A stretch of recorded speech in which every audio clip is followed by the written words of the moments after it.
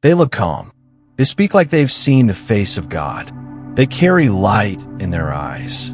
But if you could see the war inside them, you'd understand why they tremble in silence. Because even the chosen, those who walk with a sense of higher purpose, those who carry burdens too heavy for the world to see, even they fight, not just spiritual battles, but very human ones, especially this one, lust. Nobody wants to talk about it, especially not those who are considered gifted or spiritually awakened. They're supposed to be above this, right? But the truth, the more awake you are, the more intense your desires become. Not because you're weak, but because you crave something real, something sacred, something that doesn't just touch your skin, but your soul. And that craving, it can twist, it can haunt, it can isolate, and worst of all, it can make you feel like you're failing God. This is not a confession. This is a revelation. You are not alone in this battle, and you're not less holy because you struggle. In this video, we'll explore 5 deep reasons why even the chosen ones secretly wrestle with lust. You'll understand not just the what, but the why. And most importantly, you'll see the hidden gift buried inside that struggle. But first, let's go back to where it all begins. Part 1. The illusion of purity. It starts innocently. You feel a calling. You feel a pull toward the divine. You begin to walk a path not many choose. You pray more. You fast. You isolate yourself from noise, from chaos, from the world. And slowly you begin to feel clean. It's beautiful at first. That purity, that lightness, that feeling like you're finally above it all, beyond temptation, beyond flesh. But here's the trap. You begin to believe that this state of purity must now be permanent. That slipping back into human desires makes you dirty again. That every thought, every craving, every weakness is a betrayal of God. You don't just expect perfection from yourself. You demand it. And when lust shows up, when it whispers in the silence, when it creeps in through a glance, or memory, or a moment of loneliness, you panic. How could I feel this? I'm supposed to be past this. I must be faking my spirituality. And so you hide it. You don't talk about it. You bury it under shame and scripture. You try to cast it out like a demon. But here's the truth no one tells you. Purity isn't the absence of desire. It's the presence of understanding. You are not pure because you never feel tempted. You are pure because you wrestle with awareness, with reverence, with honesty. The illusion that you must never fall is what causes most chosen ones to break silently. Because when they fall, even just a little, they fall alone. No one to talk to, no one to confess to, no safe place to be human and holy at the same time. But you are never meant to be perfect. You are meant to be real. And the most real thing about you is that beneath all the light still lives a shadow. Not because you're sinful, but because you're whole. And no soul becomes whole by pretending the shadow isn't there. The chosen ones struggle with lust not because they're weak, but because they once believed they were supposed to be untouched by it. And so, they suffer in silence, ashamed of a desire that could be transformed, if only it wasn't buried in guilt. Coming up next, we'll explore the second reason chosen ones struggle, one that goes even deeper. A reason that lives not in the body, but in the soul. Part 2. Deep longing for sacred intimacy. You think it's just lust, but it's not. It's not just a craving for bodies. It's a craving for souls to touch. The chosen ones don't simply want pleasure. They want presence. They want to be fully seen, fully known, fully held.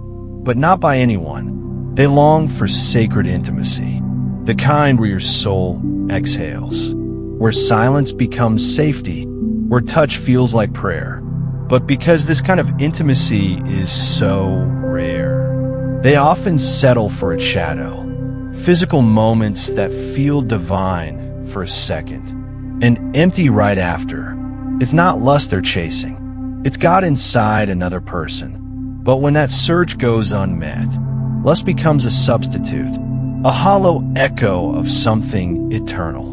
And so they wrestle, because what they truly want isn't sex, it's connection, sacred, honest, whole. And until that connection is found, the body will ache, the soul will crave, and lust will knock on the door, pretending to be love. Part 3. Suppression creates shadows.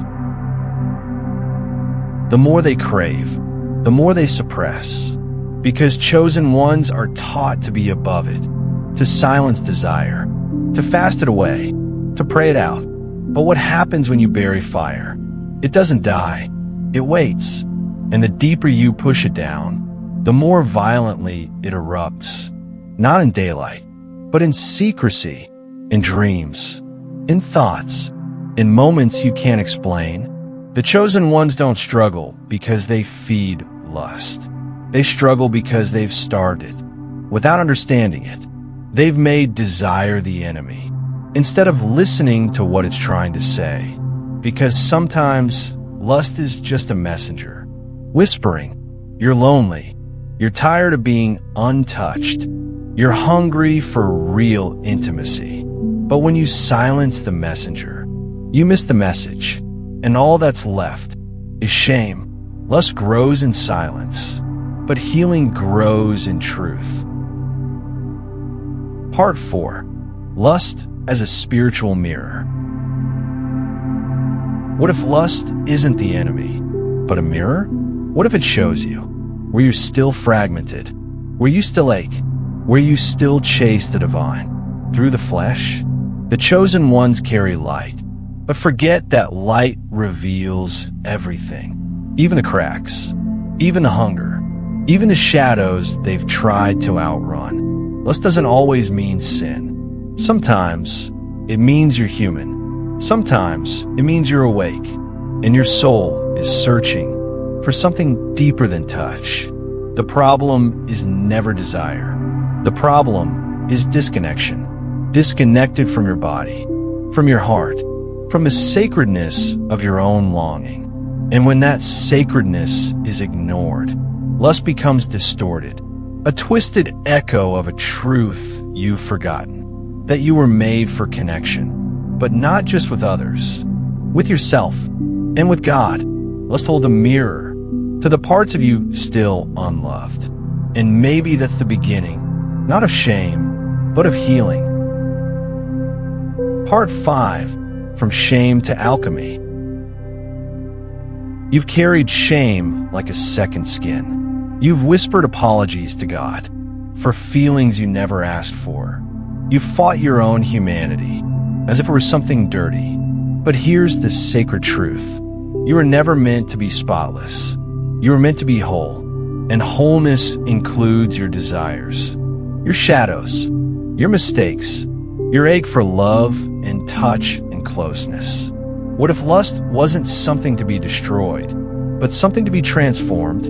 What if every craving was an invitation to return to yourself, to hold your brokenness with compassion, to look at your ache and not flinch?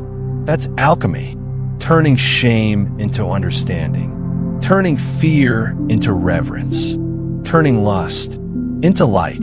The chosen ones don't need to be perfect. They need to be honest.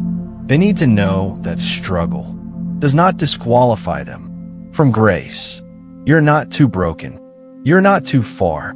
You are not less spiritual because you still feel fire in your veins. In fact, that fire might be the very thing that leads you home. So don't run from it. Don't bury it. Don't hate it. Hold it. Talk to it. Ask what it wants to teach you, because what you thought was your weakness might just be your sacred teacher.